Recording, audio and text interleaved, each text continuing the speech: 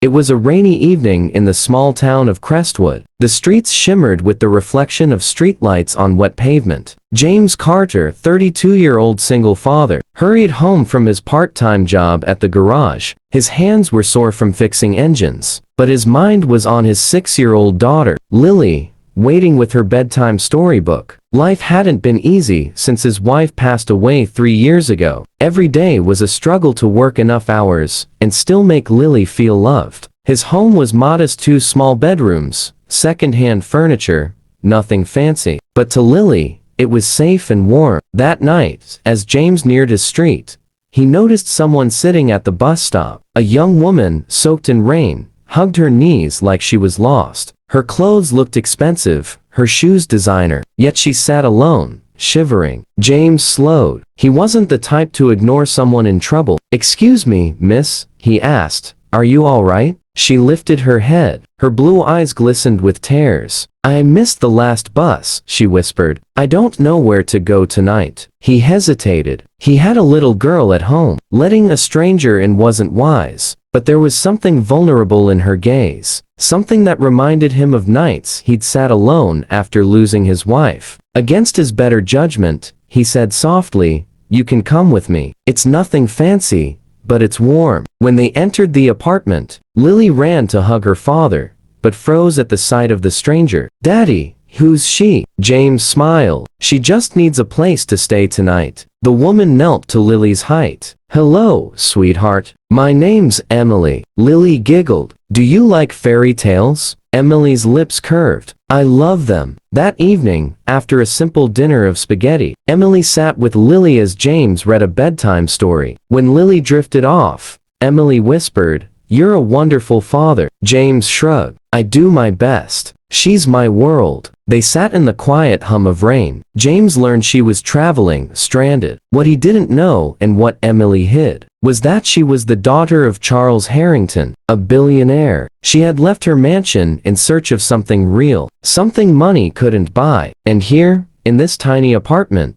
she had found it. The next morning, she woke to the smell of pancakes. James was at the stove, while Lily swung her legs at the table. "Hope you're hungry," James said. "We don't have much, but pancakes make everything better." Emily laughed. "They smell perfect." Over breakfast, she found herself enjoying the warmth of their small world. No servants, no mansion, just laughter. She felt a tug at her heart. Afterward, she said reluctantly, "Should go. Thank you for your kindness." James nodded, hiding disappointment. But Lily tugged Emily's sleeve. "Will you come back?" Emily's heart melted. "If your daddy doesn't mind." James looked into his daughter's hopeful eyes. "You're welcome anytime." And she did return. Once, then again, till visits became routine. She helped Lily with homework, joined dinners, and laughed with them at the park. She never said where she came from, but James noticed how she fit into their little family. He also noticed how his heart raced when her eyes lingered on him. One evening, as Lily skipped ahead, Emily said quietly, "You've given her so much love, even with so little." "Not everyone could do that." James shrugged. "Love doesn't cost a thing. It's all she needs." Emily swallowed the ache in her throat. If only he knew the truth. It came crashing down one Saturday. Emily was baking cookies with Lily when a black limousine stopped outside. James opened the door to a stern older man in an expensive suit. "Is Emily here?" he demanded. Emily froze.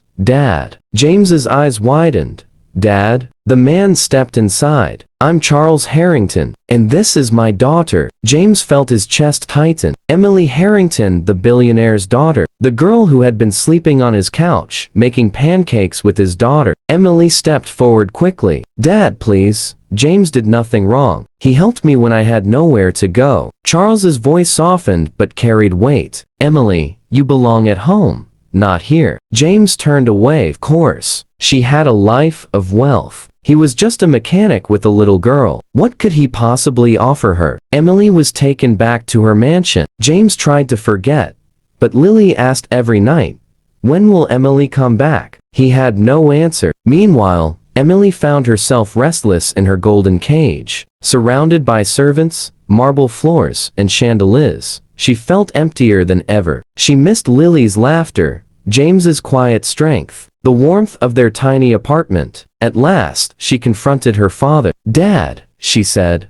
"money buys comfort, but not happiness. I found happiness with James and Lily." Charles frowned. "He's not from our world." Her voice shook, but stayed firm. "Then maybe your world isn't the one I want." One evening, James was tucking Lily in when a knock came at the door. He opened it and froze. Emily stood there, her eyes bright with determination. "Emily," he whispered, "why are you here?" "Because I realized something," she said. "It doesn't matter who I am. What matters is where my heart feels at home. And that's here with you and Lily." His voice trembled. "Emily, my life isn't easy. I can't give you luxury." She smiled. "I don't need luxury. I need love. And I've found it with you." Lily squealed, hugging Emily. "Does this mean you're staying?" Emily kissed her forehead. "Yes, if your daddy lets me." James pulled her into his arms. For the first time in years, hope filled his heart. Months later, the apartment still looked modest, but laughter filled every corner. Emily discreetly used her wealth to help James open his own garage, but she never flaunted it. She wanted a life built on love, not money. Even Charles Harrington, though reluctant, visited one day. He saw his daughter laughing freely with James and Lily. Slowly, he understood wealth had given him power, but never her happiness. Now she had found it. James learned that love often comes when least expected, and Emily discovered that true riches were not measured in money, but in the warmth of a poor single dad and his little girl.